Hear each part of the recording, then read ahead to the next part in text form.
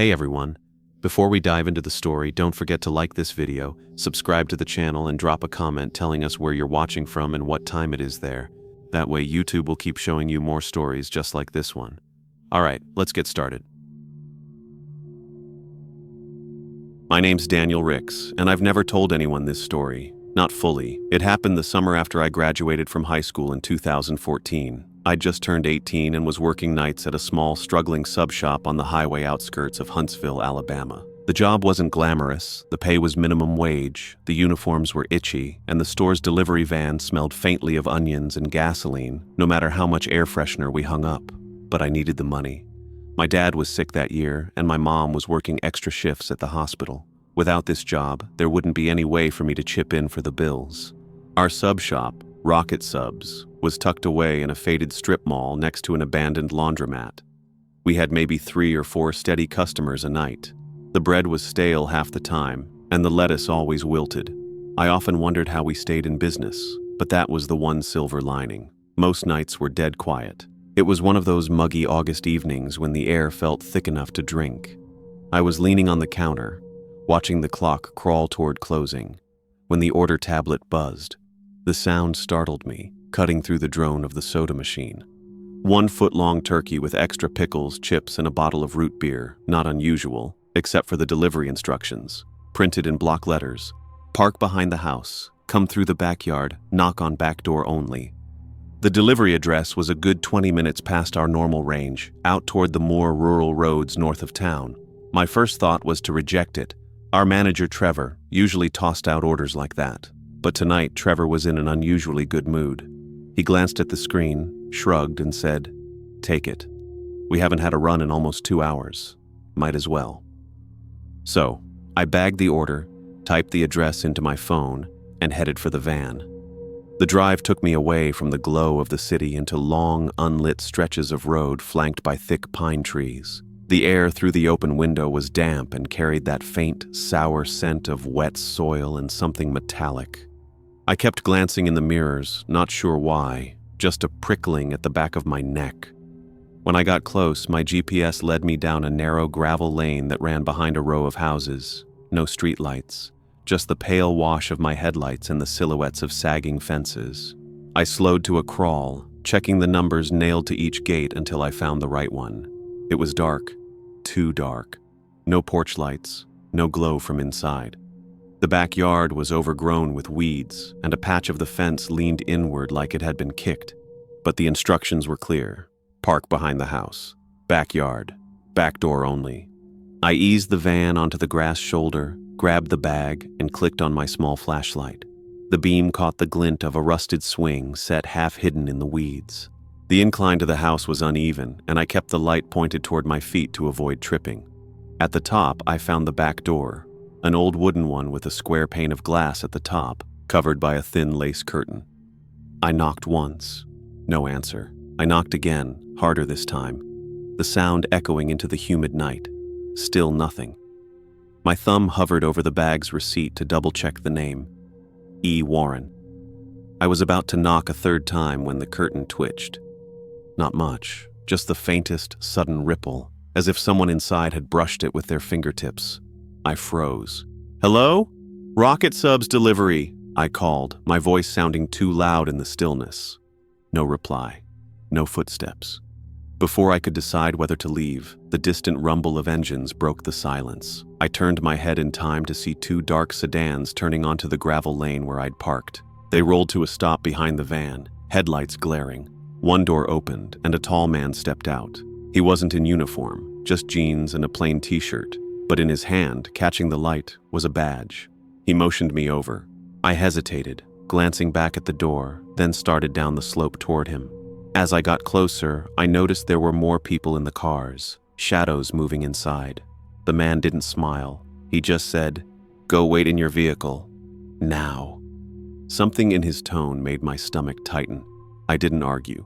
Back in the van, I killed the flashlight but kept my eyes on the yard. The man with the badge disappeared behind the house, and from the shadows emerged more figures. 4, maybe 5, all in dark clothes, all carrying flashlights. They moved quietly, almost too quietly, circling the house without speaking. It was like watching a scene from a crime show, except there was no shouting, no police. Just silent shapes melting in and out of the dark. One of them reached for the back door handle. I held my breath. He tested it. Locked. He looked toward another man, shook his head and stepped back. The curtain didn't move again. Minutes passed. I felt sweat beads on my neck despite the van's weak AC. My hands were tight on the steering wheel, even though I wasn't going anywhere. I wasn't sure if I was supposed to. Finally, the man who'd spoken to me reappeared, crouching beside the driver's side window. I rolled it down. He glanced at the bag on the passenger seat, let out a low sigh and said, "This property is part of an active investigation. We've been monitoring it for a while." My mind caught on the word monitoring. He continued, "You happened to show up while we were repositioning. Sorry if we startled you." I tried to play it cool, though my voice came out tighter than I meant. "Do you need this?" I gestured to the bag. He shook his head. "No, you need to leave. Now." I hesitated. "I'm going to get chewed out if I go back with this," I admitted. He didn't smile, just repeated, "Go." Then he straightened up and disappeared into the dark again.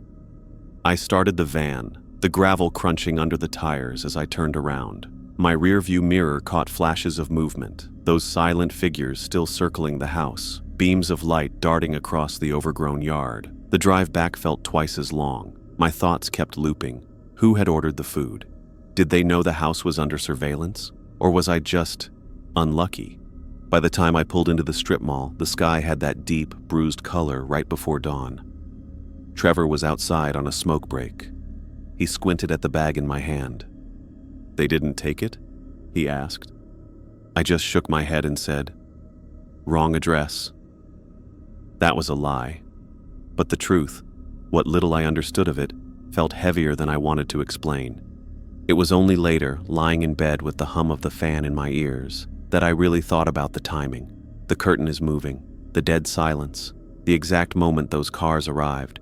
If they hadn't shown up when they did, what would have happened when that door finally opened?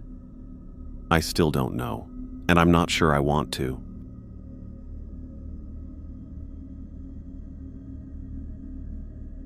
Until last summer, I thought of our lake house as the safest place in the world. My wife, Claire, and I have 2 kids, Emily, who's 8, and Jacob, who just turned 6. We live in Pittsburgh, but 3 years ago, after my uncle passed away, I inherited his small lakefront cabin in upstate New York. It wasn't much to look at from the outside, just weathered cedar siding and a tin roof, but it had the kind of charm you only find in old vacation houses, the kind that smells faintly of pine and old books. The place sat at the end of a dirt road, surrounded by tall maples, with a rickety dock stretching into the glassy water. It had no air conditioning, no dishwasher, and cell reception was spotty at best. But that was part of the appeal. We went there to escape, to slow down, to let the kids run barefoot until sunset. Every summer, we'd spend at least a week there, fishing, swimming, roasting marshmallows. It became our little tradition. Last August, we drove up for what was supposed to be a full week, from Sunday to Saturday. The first few days were perfect. The kids built elaborate sandcastles along the shore. Claire read on the porch, and I finally finished repairing the old canoe. The weather was warm but not sweltering, with cool breezes drifting in from the lake at night. The 4th night is when it happened. It was Thursday. The kids had gone to bed early, worn out from an afternoon of swimming and chasing each other around the dock. Claire and I stayed up on the screened-in porch, sipping wine and playing gin rummy by lamplight. It was one of those rare moments where the world feels completely still. Then Emily appeared in the doorway. She was in her pajamas, her hair mussed from sleep, clutching the worn-out stuffed rabbit she'd had since she was a toddler. Her voice was small. "Daddy." Something scratching in my room. I set my cards down. "Scratching?" She nodded, eyes wide. By my bed, inside the wall. Claire started to stand, but I waved her off. "I'll check. Probably a mouse or something." The cabin was old, and the noises were nothing unusual. Boards creaked, the wind moaned through the eaves, and sometimes critters got in. Still, there was something in Emily's tone that made me take it seriously. I followed her down the narrow hall toward her room at the back of the cabin. Jacob's room was across the hall, his nightlight casting a soft glow. Emily's room was darker. She pointed to the wall just beside her bed. "Right there," she whispered. We stood in silence for a moment. At first, I heard nothing. Then, faintly, a scratch sound appeared, slow and deliberate, like someone dragging their nails over wood. I crouched and pressed my ear to the wall. The sound wasn't high up in the rafters. It was low, just above the baseboard. And it wasn't random scuttling like a mouse. It was steady, intentional. Then, beneath the scratching, I heard it. Breathing, not the quick, erratic panting of an animal. This was deep, slow, human breathing. I froze, my heart thudding in my ears. Before I could pull back, a voice, low, guttural, and furious, let out a scream from inside the wall. It wasn't words, just pure rage. Emily gasped. I grabbed her by the arm, pulling her into the hall. My first instinct was to get Jacob. He was still asleep, sprawled across his bed. I scooped him up, his little head lolling on my shoulder. That's when I heard it again. Another scream, louder, closer, like whatever was in the wall had gotten out. I turned toward the sound just in time to see a man emerge from the shadows at the end of the hall. He was filthy, hair matted, face smeared with grime, clothes torn and hanging off his gaunt frame. His eyes locked on us with a hunger that turned my stomach. He started running. I bolted, clutching Jacob and dragging Emily by the hand. We tore down the hall toward the porch where Claire was still sitting. I yelled her name. She jumped up, eyes widening as she saw the man barreling after us. We made it through the porch door, slamming it shut. The man hit the screen with enough force to rattle it in its frame. Then he started clawing at it, screaming, high, animal-like shrieks that made the hair on my arms stand up. He pounded his fists against the wood, smearing it with something dark. Blood, maybe, or dirt. I didn't want to know. "Call the police!" I shouted. Claire grabbed the kids and pulled them toward the far corner of the porch, shielding their eyes. I stood with my back braced against the doorframe, every muscle tense, ready to fight if the screen gave way. The man's eyes never left mine. They were wild, feverish, and unblinking. I don't know how long it lasted. 30 seconds? 2 minutes? Time warped into one long pulse of adrenaline.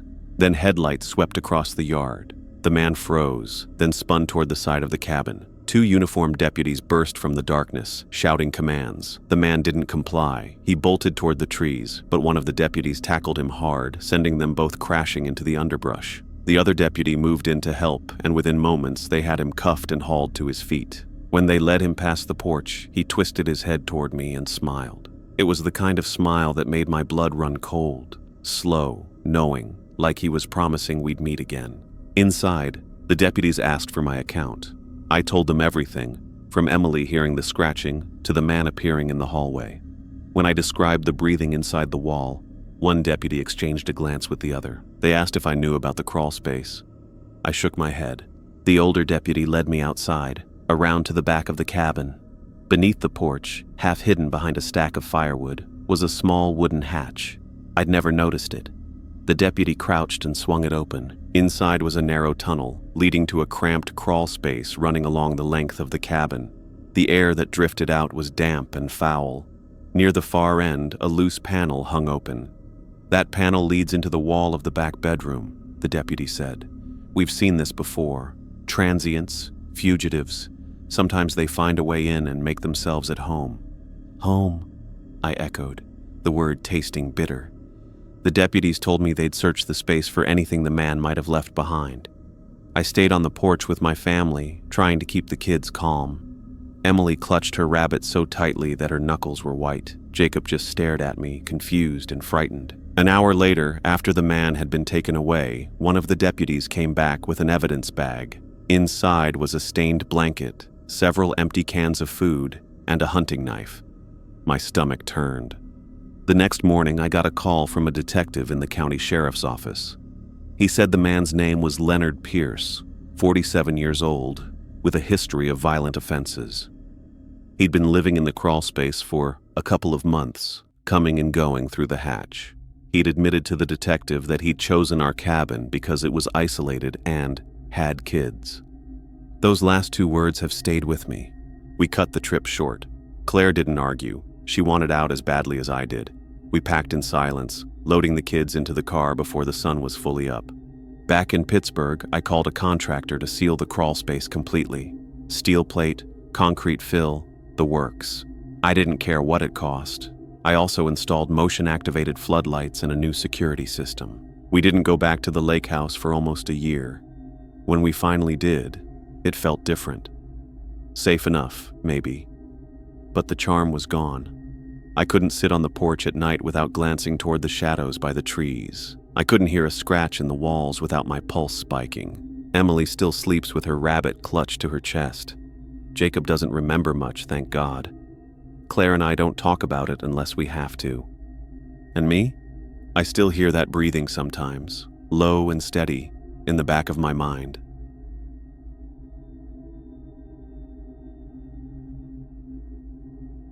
I grew up in the far outskirts of a small town in northern Michigan, the kind of place where you could walk for an hour and still be surrounded by nothing but trees, tall grass, and the distant hum of cicadas. When I was younger, I thought of it as peaceful, a little lonely, sure, but the good kind of lonely, where the air feels like it belongs to you alone, where you can vanish for hours and nobody would notice. I've lived in cities for years now, and while there's a lot I like about having grocery stores and coffee shops down the street, summer just isn't the same anymore. Back then, summer meant wide open spaces, nights so clear you could see the Milky Way without trying, and a kind of freedom I haven't felt in a long time. The summer I'm about to tell you about happened when I was 17. My best friend then was a girl named Morgan Hale. She had this streak in her, a love for bending rules just far enough to feel dangerous, but never enough to get in real trouble. She was the one who first suggested late-night bike rides, sneaking out past midnight to lie in some open field and talk about nothing until the sky lightened. It was in late July when she knocked on my window just before 10. I can still remember the flicker of her flashlight through the screen and the grin on her face when I opened it. "Come on," she said. "I found a new spot. You're gonna love it."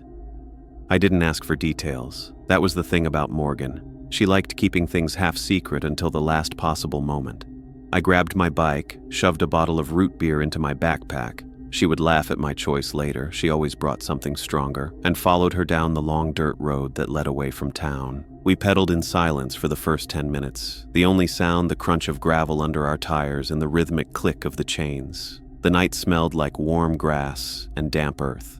The air was heavy, but not unpleasant. After about half an hour, we passed the last flicker of a porch light and kept going until the road narrowed into little more than 2 tire tracks through the weeds.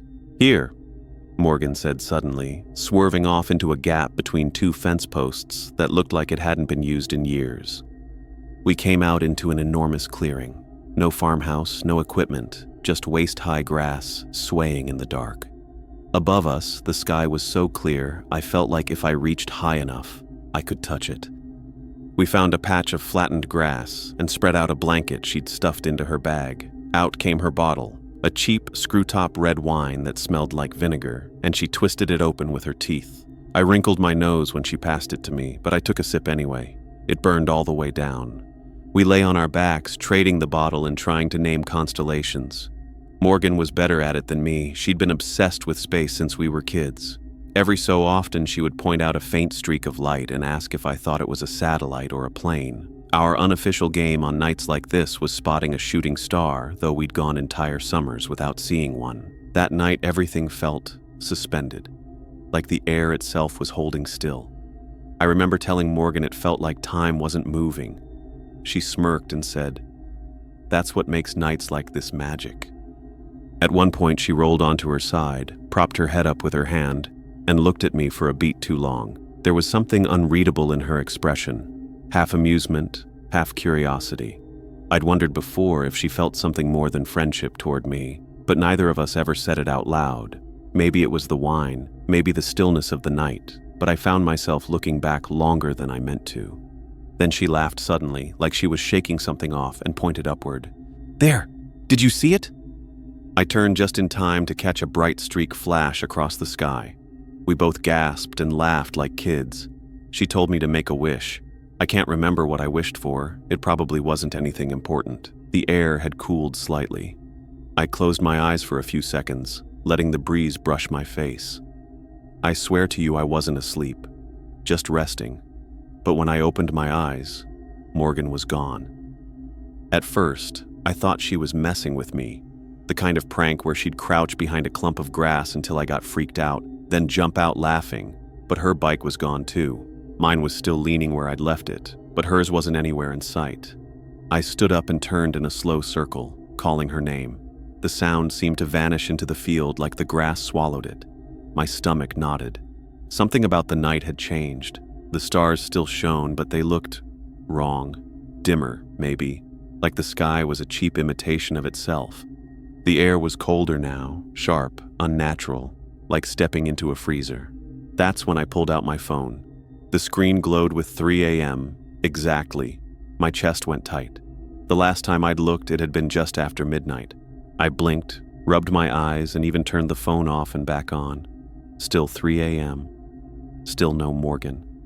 For a few minutes, I just stood there, trying to think of an explanation. Maybe she'd gotten a call, maybe something had happened and she needed to leave fast.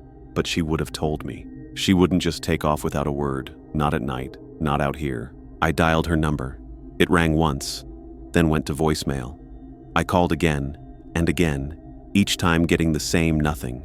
By the fourth call, my hands were shaking. Finally, I grabbed my bike and started pedaling toward home.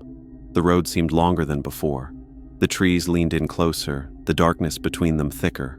A few times, I thought I heard footsteps in the grass, keeping pace with me just out of sight, but when I looked, there was nothing there.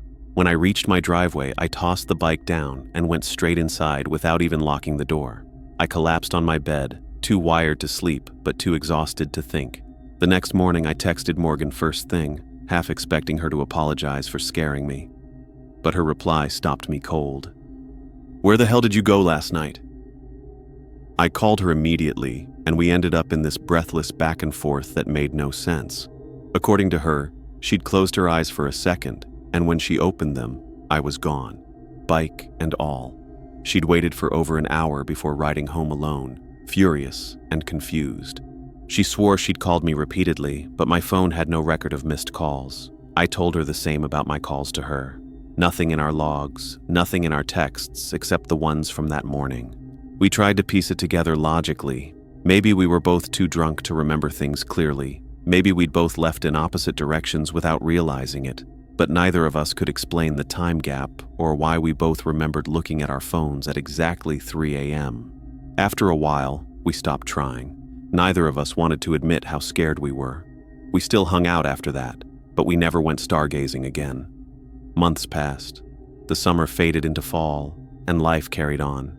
But sometimes, late at night, I'd find myself looking out my apartment window at the stars and feeling the same cold prickle along my spine. 2 years later, Morgan and I drifted apart completely. She moved away, and I stopped hearing from her. But last winter, I got an envelope in the mail with no return address. Inside was a single photograph, grainy, black and white, clearly taken on film. It was of that same field. You could tell from the tree line in the background. The blanket was there, my bike was there, and 2 figures sat on the blanket, looking up at the sky. One of them was unmistakably me. The other wasn't Morgan.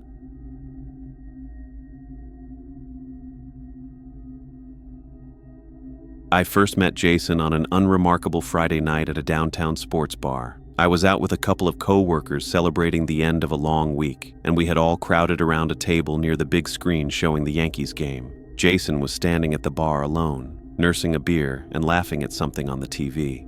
Our eyes met briefly, and when I went up to order a drink, he struck up a conversation. He was easy to talk to, confident without being overbearing, the kind of guy who looked like he knew everyone even if he didn't. We talked about baseball for a while, then about music, then about travel. Somewhere in the mix, he suggested exchanging Instagram handles. His profile showed him hiking in national parks, posing with friends at rooftop bars, and visiting cities I'd never been to. He had a decent following and seemed like a guy who lived a pretty full life. The rest of the night blurred by in laughter, and when my group decided to move to another spot, I told Jason it was good to meet him. We didn't make any promises to hang out again. Those kinds of exchanges rarely lead to anything. But the next evening, I ended up at another bar for my friend Melissa's birthday. We were at a casual, open-air place by the water, the kind with picnic tables, string lights, and a small stage for live music. I posted a quick story on Instagram, just a boomerang of our group raising glasses. About an hour later, as I was standing near the outdoor fire pit, I felt a tap on my shoulder. It was Jason. He smiled like we'd been friends for years and said this was one of his favorite weekend spots.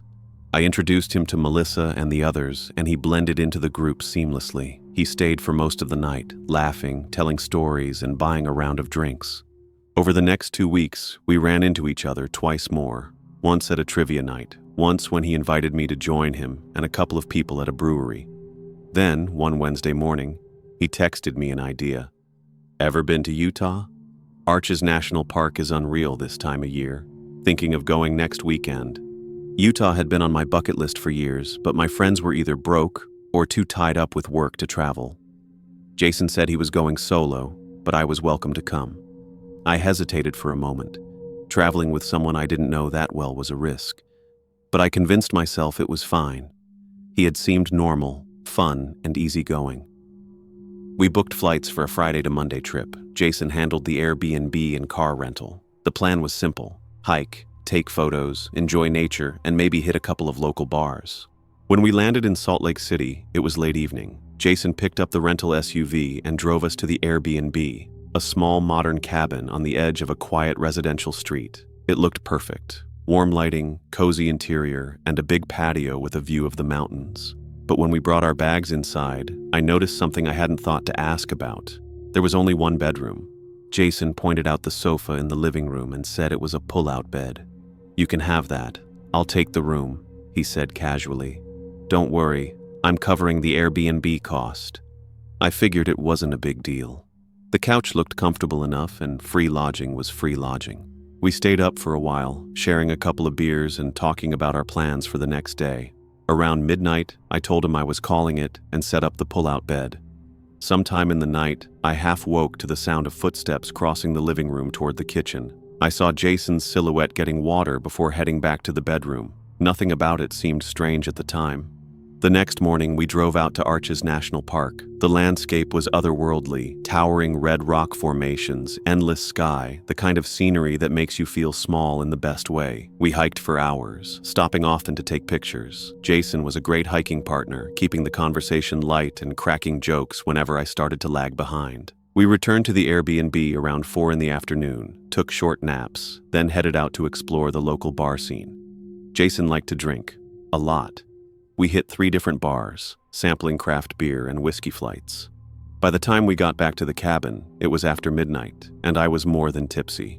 I plugged my phone in next to the couch and crashed hard. Somewhere in the night, I woke up needing to pee. As I got up, I thought I heard the faint click of a door closing, Jason's bedroom door. I brushed it off, used the bathroom, and went back to sleep. When I woke in the morning, my phone wasn't where I left it. It was now sitting on the coffee table, unplugged. I told myself I must have moved it while half asleep, but something about it felt off. That day we kept it low-key, driving around, visiting a local art gallery, and eating at a small cafe. Jason tried to convince me to drink again that night, and eventually I caved. We stayed out late, stumbling back to the Airbnb close to 2 a.m. This time, Jason insisted I take the bedroom, so it's fair. I was too tired to argue. I set my phone on the nightstand, plugged it in, and fell asleep almost immediately. I woke to an uneasy feeling, the kind where you know someone's in the room with you before you even open your eyes. My hand instinctively reached for my phone. It was gone. The charging cord dangled on the floor. I scanned the dim room and froze. Jason was lying face down on the floor beside the bed. I jolted upright and demanded, "What the hell are you doing?" He sat up slowly, rubbing his eyes, mumbling something about being too drunk and accidentally coming into the wrong room. He claimed he'd just passed out on the floor rather than wake me. It didn't add up. He was on the far side of the bed, away from the door. I accused him of taking my phone. He denied it, then quickly found it under the bed, as if it had fallen there. I didn't believe him, but I didn't push it. I told him I'd sleep on the couch, but he insisted he would. I locked the bedroom door after he left. At some point later, I woke again. This time, Jason was standing at the foot of the bed, his silhouette faint in the light from the hallway. He didn't move. "Jason?" I said sharply. No answer. He sat down on the bed and began rubbing my foot. That's when I yelled at him to get out. He didn't react until I shoved him hard enough to make him stumble toward the door. I slammed it shut and locked it. My hands were shaking as I grabbed my bag, stuffing my clothes and toiletries inside. When I emerged, he was sitting on the couch, watching me silently. His eyes tracked me like a predator's. I called an Uber without saying another word. He didn't try to stop me. I got to the airport before sunrise, exhausted but too wired to sleep. I waited there for hours until my flight, paying extra to change my seat so I wouldn't be near him. I didn't tell my friends until later that evening. When I did, they weren't surprised. "You realize he probably came to that bar the second night because he saw your Instagram story," Melissa said. Her words stuck with me. I blocked Jason on everything, but before I did, I scrolled through his older posts. In one, he was posing with a group of guys. No one was tagged, but I recognized one from the comments. I messaged him, asking if he was still friends with Jason. The reply came quickly. "Nah, man, stay away from him." He went on to explain that several people had cut Jason off after strange and unsettling behavior, boundary violations, creepy late-night visits, even stealing. "Guy should be in jail," he wrote. That was enough for me. I deleted the conversation and his profile from my phone. Even now, months later, I sometimes wake in the middle of the night, convinced there's someone standing at the foot of my bed. I keep my phone under my pillow, and I never ever share my location on Instagram anymore.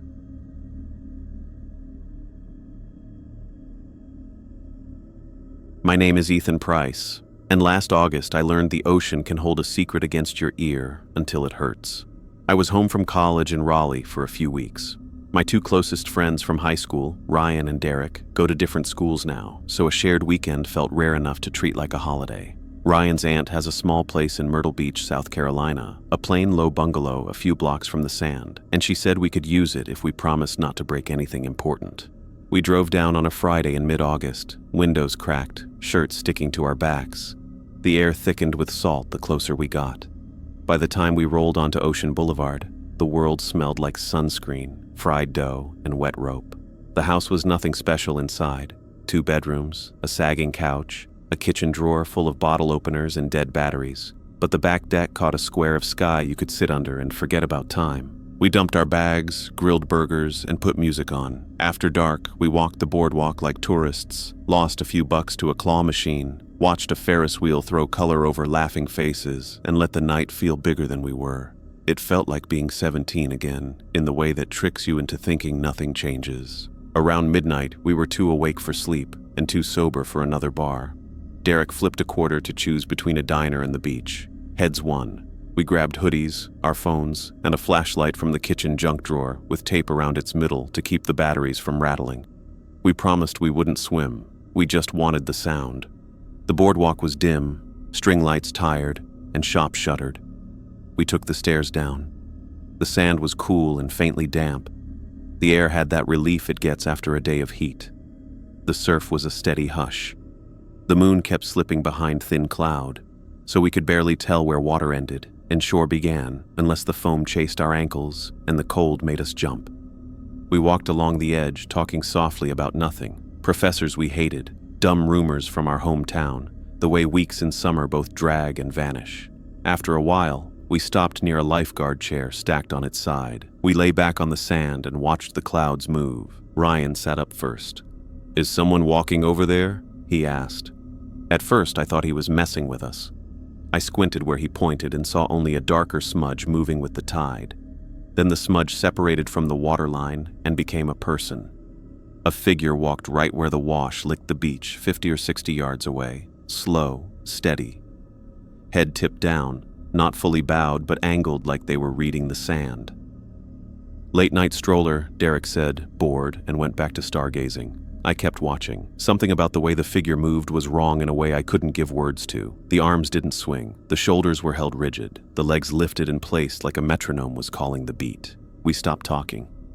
Even our jokes felt like they'd make noise. The figure came closer in that slow, not quite right way. 30 yards maybe. Then stopped. Just stood there. We tried not to stare or point the flashlight. You don't want to be the idiot who blinds a stranger at midnight. But my skin prickled, as if the figure's not looking had turned suddenly into looking. "He's looking at you," Ryan said too loudly. "Ethan, he's looking at you." "He's looking at the sand," I said, but my voice came out thin. Ryan thumbed the flashlight switch. "Don't," I said, and he did anyway. The beam hit the figure for a single, perfect second. Our minds worked hard to make that second ordinary, and failed. The man was bare-chested and pale, the color of paper that had been wet and dried wrong. His jeans clung darkly to his legs. His arms hung exactly down, as if forgotten. His head tipped at an angle that a neck shouldn't prefer. His eyes were open too wide, the whites a flat, reflective gray. I didn't notice a mouth. I didn't see hair. The light flickered and died. He moved. He didn't lean, gather, and sprint the way people do. He went from statue still to full speed in a single cut, as if the frames between had been removed. One moment, he was a shape. Next, he was eating the space between us with impossible silent strides. We ran. There was no decision in it. Derek yelled, "Go!" But we were already up, legs flailing in the drag of wet sand. We pounded toward the stairs and the weak safety of the boardwalk lamps. My breath tore at my throat. I didn't look back. I didn't want an image of him closer to carry around later. We hit the steps and didn't stop until our shoes were on concrete. Then we turned. The beach behind us was smooth as a made bed. No messy triangles on our flight. No interrupted tracks led from a man to the place we had been. The wind wasn't strong enough to erase. The tide wasn't high enough to lick the evidence away. We stood there shaking in the light. No one came up the steps. No one crouched at the bottom waiting for us to come out. Eventually, we walked home without speaking. Inside, we locked the doors, pulled the blinds, and turned on the TV to anything bright and dumb because the rules felt like the opposite of the night. I kept hearing the slap of feet on wet sand under the sound. None of us slept. We sat until sunrise. In the morning, we said the things people say to sand down fear. Some drunk messing with people. Some weirdo who lives down by the pier. Some guy who wants to scare tourists for TikTok. We stayed inside and watched baseball with the sound off. The house felt both too small and too big. Every creak was a footstep. Every sway in the blinds wanted to be a face. We left at dawn. The drive back felt longer. Ryan drove in silence. I watched the road go by and tried not to think. For a few days, I nearly convinced myself we'd been drunker than we admitted. Night makes strange shapes. Fear paints faces where there aren't any. Then the dream started. In the dream, I wake in my own room. The window blinds are half closed. The carpet feels damp and cold under my feet. In the corner by the closet stands the man from the beach. Water slicks his jeans into a darker shadow at the cuffs. His head tilts to that wrong angle. His eyes are open too wide, and somehow they are both looking at me and not focusing on me at all. He doesn't move. He doesn't breathe in a way I can see. When I try to speak, my mouth makes a dry click. Then I wake with my heart hammering against the pillow. A week later, Ryan texted me at 2:14 a.m. "You awake?" I was. He wrote, "I saw him, in my room. Maybe a dream, but I can smell the ocean." I stared at the words until my phone dimmed. I typed and erased 3 times before sending, "Same." He sent back a single drop emoji that somehow made my scalp tingle. We all went back to school. Life swallowed us. The edges of the weekend wore down to a story we could tell with a shrug. Then, almost a year later, Derek sent a link to a Myrtle Beach community Facebook group. Someone had posted a photo taken around 1 in the morning, a grainy, underexposed figure by the waterline. The comments were a pile of nervous jokes and real fear. The caption read, "Does anyone know who this guy is? He was just standing there forever." I clicked to expand. The posture hit me like cold water. Head tipped, arms at his sides, bare chest pale as peeled paint. The angle made his face a blur, but I felt the 2 wide eyes anyway, like a memory turned outward. People in the comments said they'd seen him too. One woman wrote that she watched him walk into the ocean and never come back out. A man said he'd found wet footprints on his back patio 2 streets from the beach, with no prints leading to or away. A diner cook on night shift swore he'd watched a soaked person shuffle down the alley behind the restaurant, stop at the dumpster, and tilt his head like he was listening for something under the lid. Someone else said their dog refused to go outside after midnight for a week. Ryan texted, "It's him." I didn't respond right away. I stared at the photo until my screen showed me my own face reflected over the blur. I thought about the way the man went from still to sprint without ever being human in the middle. I thought about the smooth beach with no evidence that we had ever existed there at all. I want to give you a reasonable explanation. Drugs, a prank, a sleep-deprived brain stitching together shadows. Maybe a guy who drowned years ago and walks the shore in other people's stories because it's the only shore left to him. Every theory felt like a blanket that wouldn't reach my feet. I don't go to the beach at night anymore. That's the obvious part. The less obvious part is what happens in my apartment in Raleigh when storms roll in from the coast. The sky turns the color of wet denim. The air suddenly holds a colder note, like someone opened a door far away. In the bathroom, with the fan running, I sometimes hear a single step in the hallway, outside the door. Not a creak, a step, a wet sound, remembering what it used to be. I turn off the water and wait. I tell myself it's the neighbor, the pipes, the building settling. I open the door and find only the cheap runner rug and the lamp making its familiar cone on the floor. The rug feels colder for a second under my bare foot. I don't check it with my hand. I'm done giving the thing more of me to hold. When people ask, I say the worst part was the sprint. It was, but not because we thought he'd catch us. It was because of the instant before, the beam hitting those eyes that were already wide, like the man had spent a long time teaching himself how to be found. It made me think the ocean isn't just a body of water, but a place that can stand. It can walk. It can come to look for you. If you go anyway, and you will because night beaches call like they always have, take a friend who will say, "Let's leave" on your behalf when your mouth won't. Don't bring a flashlight. If you see a shape you can't make simple, let it stay complicated and look away. Don't look long enough to teach it your face. We told ourselves we were grown men. We told ourselves the world is contained by what makes sense.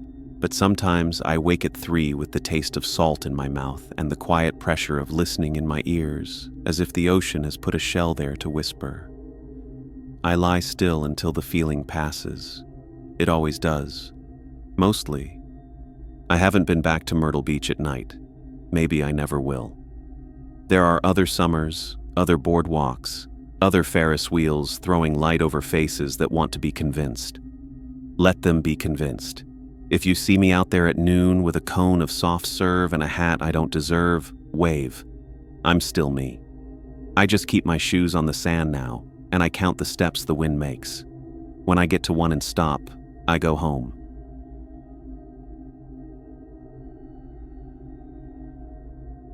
I've always loved autumn. Most people in Vermont say summer is better for the outdoors, but for me, the crisp air and smell of fallen leaves make the wilderness feel more alive. My weekends are usually spent hiking or exploring, and when my friends brought up the idea of an overnight camping trip in the middle of Blackwood Forest, I agreed immediately. Blackwood isn't just a forest, it's a sprawling, 800-acre nature preserve filled with thick pines, rocky hills, and miles of trails. I've been going there since I was a kid, but even after years, there are areas I've never set foot in. The plan was simple: hike deep enough to avoid anyone else, set up camp, and just relax under the stars. My friends Nate and Dylan were on board. Nate was the gear guy, the kind of person who owns a multi-tool for situations no one will ever encounter. Dylan was the opposite. He cared more about the cooler of beer he was bringing than any survival kit. We met up in the late afternoon, loading Dylan's pickup with tents, chairs, and supplies. The temperature was perfect, low 60s, no wind. The sun was setting by the time we parked at a remote trailhead and started walking. Nate's heavy-duty flashlight cut through the shadows as we trekked further in. The deeper we went, the quieter it got. Even the distant hum of the highway faded until all we heard were our own footsteps and the occasional rustle of leaves. After nearly 40 minutes of hiking, we found a flat clearing, surrounded by towering pines. It was perfect. Nate directed the setup while Dylan cracked open a beer and blasted music from his portable speaker. Within half an hour, we had the tent pitched, chairs arranged in a circle, and a fire roaring. For the next couple of hours, it was everything we wanted: talking, laughing, drinking. Dylan kept the music going, Nate told old camping stories, and I leaned back in my chair, watching sparks drift into the night sky. Then, just as Dylan lowered the speaker to grab another beer, it happened. A whistle, loud, sharp, and far too close for comfort. It wasn't a casual whistle either. It was deliberate. The sound cut through the forest, echoing between the trees. All 3 of us froze, glancing at each other. "You hear that?" Dylan asked, his voice suddenly sober. "Yeah," Nate said quietly. His flashlight beam swept across the dark tree line, but there was nothing. We sat in silence, waiting, listening, but nothing followed. No movement, no voices. Even the normal forest sounds, crickets, distant owls, were gone. It was unnerving how quickly everything had fallen silent. I tried to convince myself it was some random hiker heading back late, but Nate shook his head. "Nobody's out here this deep at night," he whispered. He suggested we pack up and leave. Dylan disagreed, insisting it was probably nothing. I stayed quiet, my gut telling me both options felt bad. Leaving meant walking miles in the dark. Staying meant, well, I didn't want to finish that thought. We decided to wait it out. I reached for the bucket of water to put out the fire, but Nate stopped me. "We keep it going," he said firmly. "Light keeps animals away." Minutes passed. We tried talking again, but our voices were low now, strained. Then, from over Dylan's shoulder, something small shot through the darkness and landed directly in the fire. It hissed and popped. A firecracker. Dylan swore and jumped back as sparks flew. Nate was already on his feet, flashlight whipping toward the trees. "We're leaving, now!" he barked. We didn't argue. We bolted, abandoning chairs, cooler, everything. My heart pounded as we ran through the forest, Nate leading with his flashlight, Dylan stumbling behind me. We didn't stop until Dylan doubled over, hands on his knees, gasping for air. The woods were still. No footsteps, no voices, just our own ragged breathing. "Why the hell would someone do that?" I asked. Neither of them answered. Nate wanted to go back for the gear. Dylan refused. I thought they were both crazy for even debating it. But then Nate pointed out something I hadn't considered. If the fire kept burning, it could spread. Reluctantly, I agreed to at least check. Nate knew the way back, so we followed his lead. As we crept closer, I spotted the faint orange glow of the fire through the trees. That's when Dylan stopped dead, his hand grabbing my arm. "Look," he whispered. I followed his gaze and my stomach dropped. 3 people were sitting in our chairs, completely motionless. The firelight illuminated one of their faces. His skin looked pale, almost gray, and his mouth hung open. The others were silhouettes, but they sat perfectly still, staring into the flames. We didn't move. We didn't speak. We just watched, waiting for some sign of what the hell was happening. But they didn't talk, didn't shift. It was like they were waiting. Finally, Nate motioned for us to back away. We turned slowly, and that's when Dylan's boot scraped against a rock. The sound was sharp in the silence. Instantly, the glow of the fire vanished, not dimmed, not faded, snuffed out. The darkness was suffocating. "Go," Nate whispered. We ran, and this time, I heard it. The unmistakable sound of footsteps crashing through the underbrush behind us. They were fast. We didn't stop until the trees broke and Dylan's truck came into view. We piled in, slammed the doors, and peeled out of the trailhead. Nobody spoke on the drive back. The next morning, Nate called me. He wanted to go back for his tent and some expensive gear he'd left behind. Dylan wanted nothing to do with it. Against my better judgment, I agreed to go with Nate in the daylight. Blackwood looked different in the sun, less threatening. We followed the trail, retraced our steps, and eventually found the clearing. Everything was still there. Chairs, cooler, tent. But as we approached, a foul stench hit us. It was coming from Nate's tent. He unzipped it, and inside was a dead, rotting squirrel. We didn't say a word. We packed up as fast as possible, loaded everything into the truck, and left. I haven't been back to Blackwood Forest since.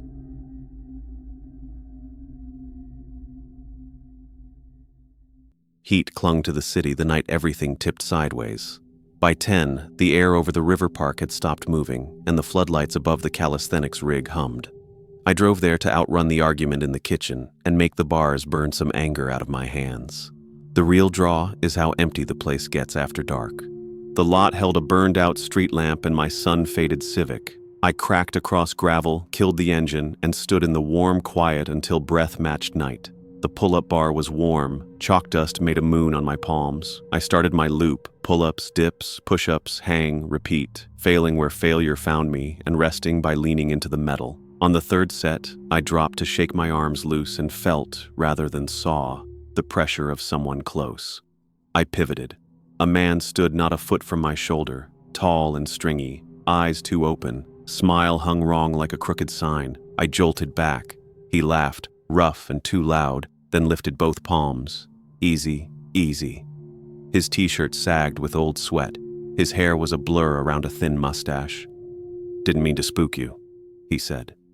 "You were about to breathe my air," I said, trying to sound lighter than my pulse. "Can I help you?"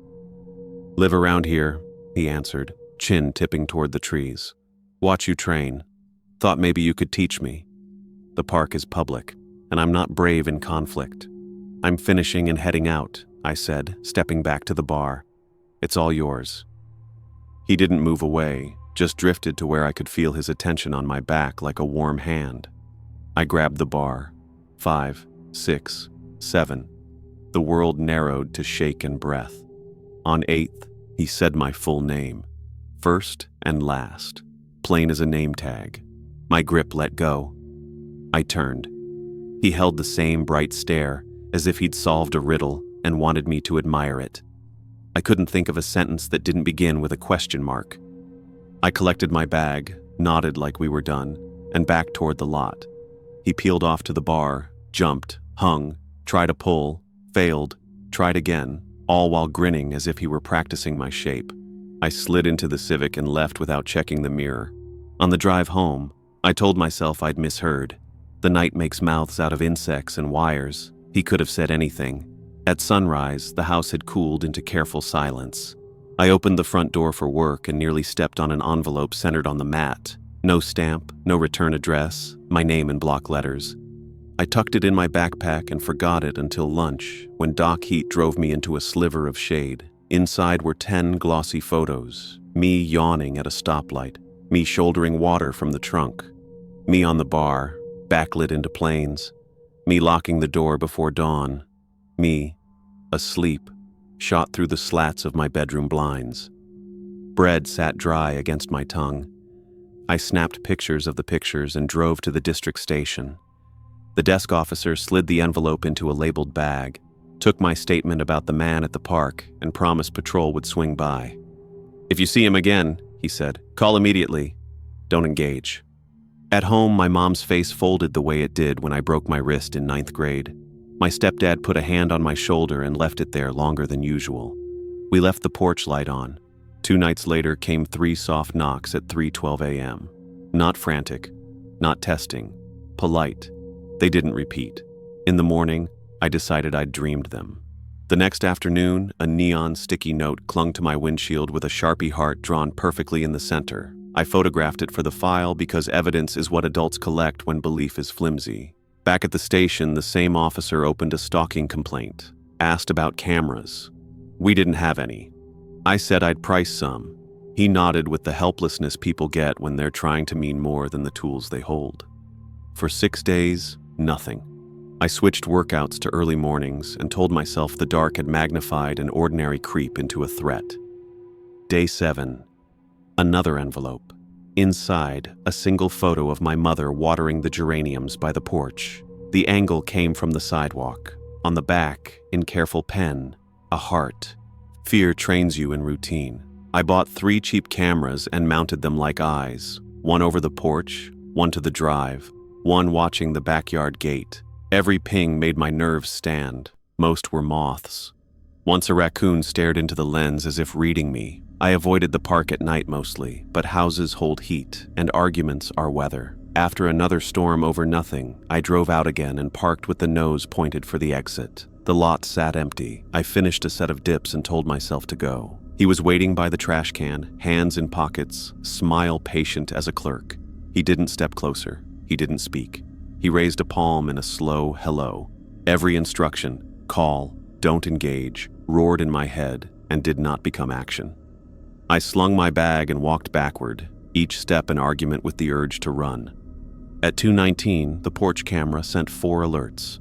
Static, static, a blur, then a shoulder at the edge of the frame, head tilted like a person listening at a door. The blur thinned to nothing before the next frame. I sat on the couch with a bat across my knees and watched the front window pretend innocence. When you know you're being watched, you start performing. I waved at neighbors, scrubbed the windshield, and stretched in the driveway with theatrical yawns. It felt like building a false history for whoever was taking notes. A week later, a Polaroid rested under my wiper, chemistry still tacky from the heat. It framed the pull-up bar from knee height. At the top center were my hands mid-rep, tendons like cable and chalk like frost. Someone had scratched 2 words into the border with something sharp so the letters were furry. Teach me. I carried that to the station.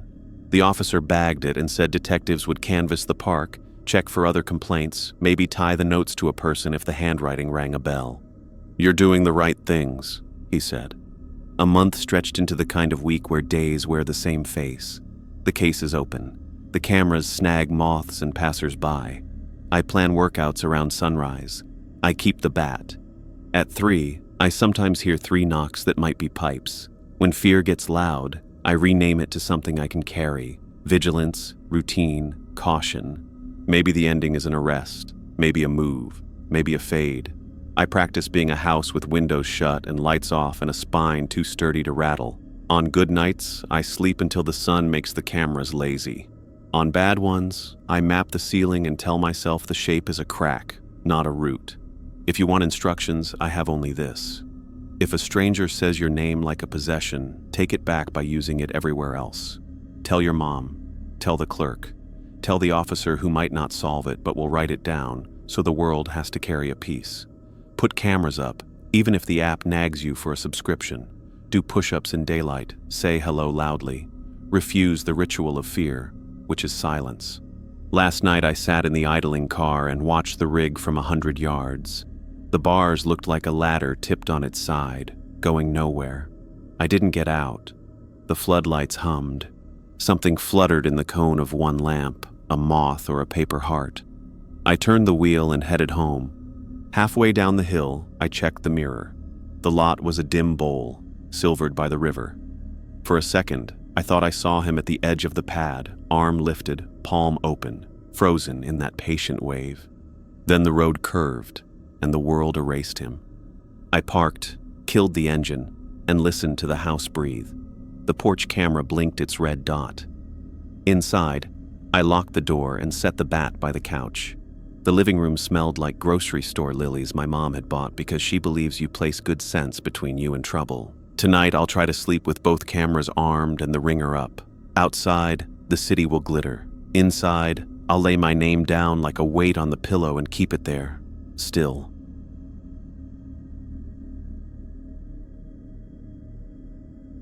My name is Noah Porter, and if you've spent late July nights on the Jersey coast, you know how the air tastes like warm salt and diesel. I grew up in North Jersey, but every summer I spent weeks in Cape May with the same crew of friends who worked seasonal jobs. I was 19 the summer this happened, fresh off a shift rinsing decks at the marina and looking for something to fill the evening besides sleep. I texted our high school group chat. Most were tied up. My closest friend, Cole, had just closed at the surf shop. Cole could charm a harbor master and a board cashier in the same breath, and he had the best fake ID among us, which made him useful. I picked him up in my salt-stiff Civic, and we pointed toward the marina. We grabbed a 12-pack and took my family's 21-foot center console out while everyone else finished their nights. It wasn't much, fiberglass scuffed, a moody outboard, but it was ours.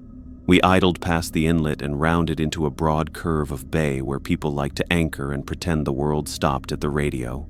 2 small boats were already there, pointed at open water. We dropped anchor between them and let the hull settle.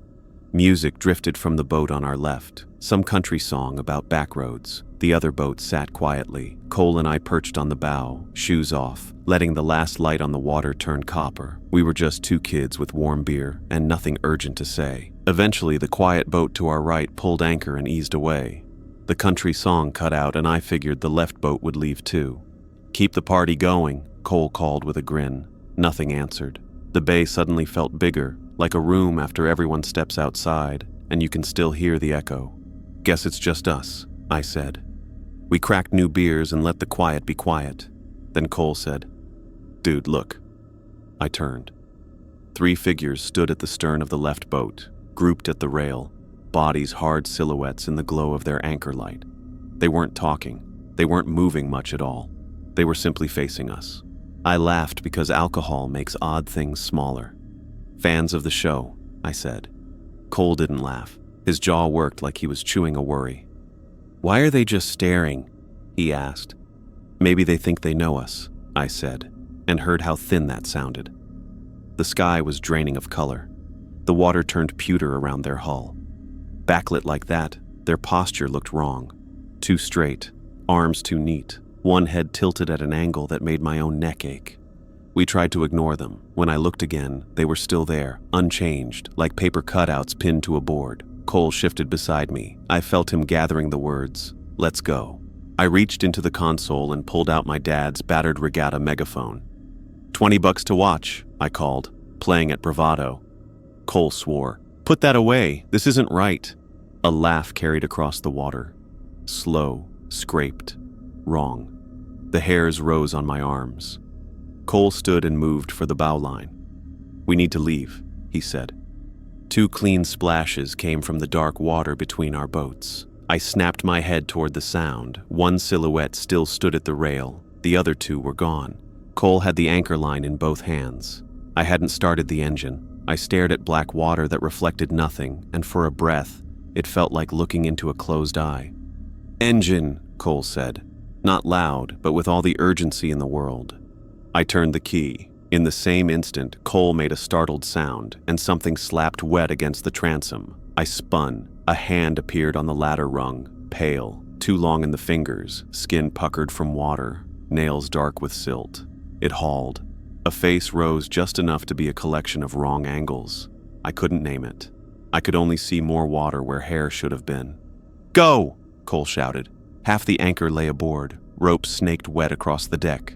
On the port rail, another hand clamped down, the wrist bending at a punishing angle like a joint uninterested in limits. The skin looked soaked, then dried in a hurry. The engine coughed, then caught. I did what you're not supposed to, shoved the throttle forward with the anchor not yet clear. The bow lurched. We hammered the sandbar I should have remembered, the hull thudding in a way that made my stomach yaw open. I slammed into the console. Cole yanked the last of the anchor free and flung it aboard. I threw the throttle into reverse and clawed us off the bar with a scream of fiberglass. Only then did I look back. No heads, no shoulders, no hands searching for rails. The other boat sat as if nothing had changed, its light pouring dull silver over the bay. I arced us toward the marina and pushed the throttle as far as the old engine would let me. We didn't talk. The wind felt warmer than it should. Cole scanned the water like a field where the dog that bit you might still be.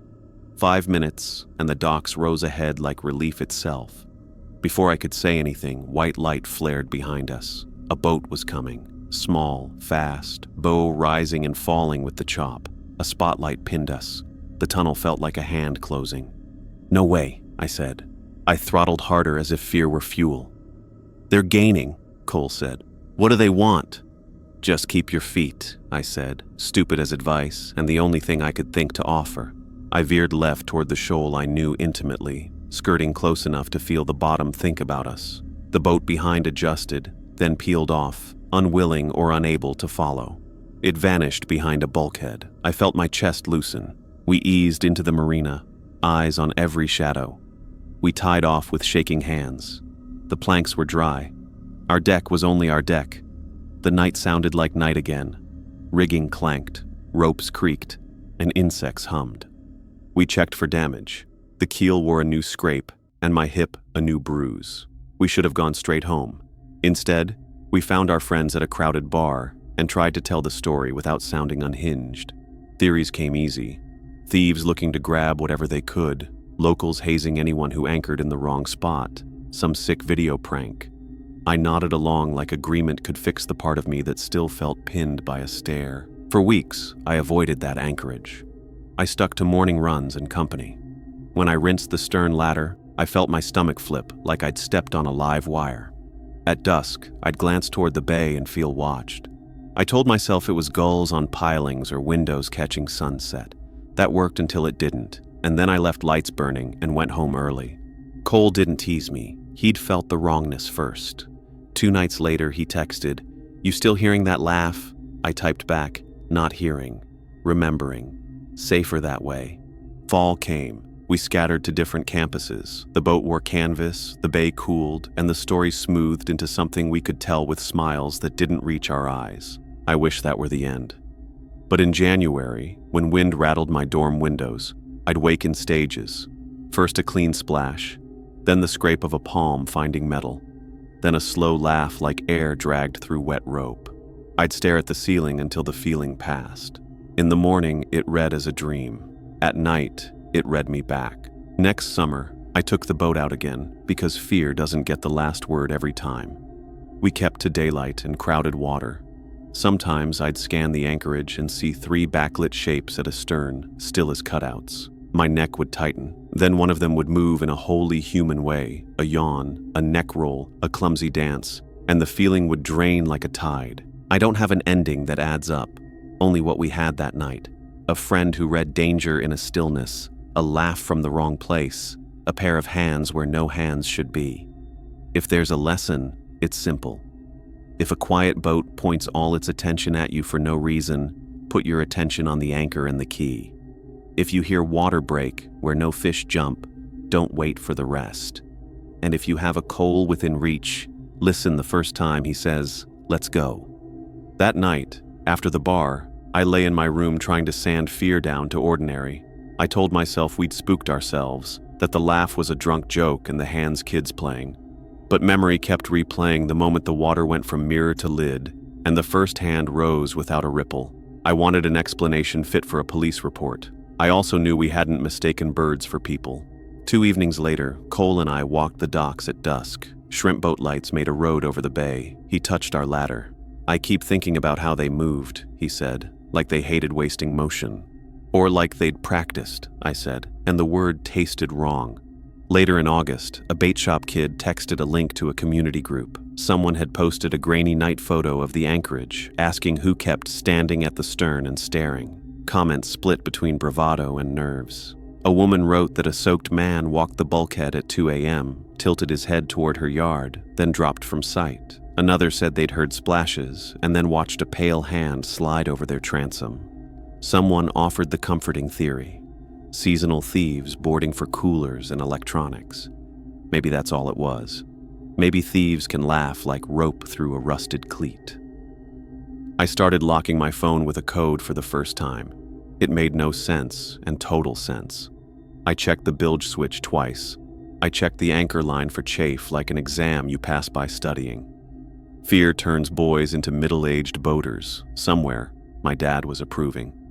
In September, packing for school, Cole handed me the megaphone I'd left in his trunk. "Next time, your first instinct is to broadcast," he said. "Try listening." He grinned so I wouldn't have to apologize. Over winter break, we stood at the point and watched the weather roll in, the ocean green-black and swallowing. We didn't say it out loud, but we both scanned the water line like you scan a crowd for a face you hope not to see. A buoy bell tolled like a patient clock. When summer returned, I took the boat out again because fear doesn't always get the last word. We kept to daylight and crowded water. Sometimes I'd scan the anchorage and see 3 backlit shapes at a stern, still as cutouts. My neck would tighten. Then one would move in an ordinary way, a yawn, a neck roll, and the feeling would ebb like a tide. I don't have an ending that proves anything, only what we had that night. A friend who read danger in stillness, a laugh from the wrong place, hands where no hands should be. If a quiet boat points all its attention at you for no reason, focus on the anchor and the key. If you hear water break where no fish jump, don't wait for the rest. And if you have a coal within reach, listen to the first time he says, "Let's go," right now.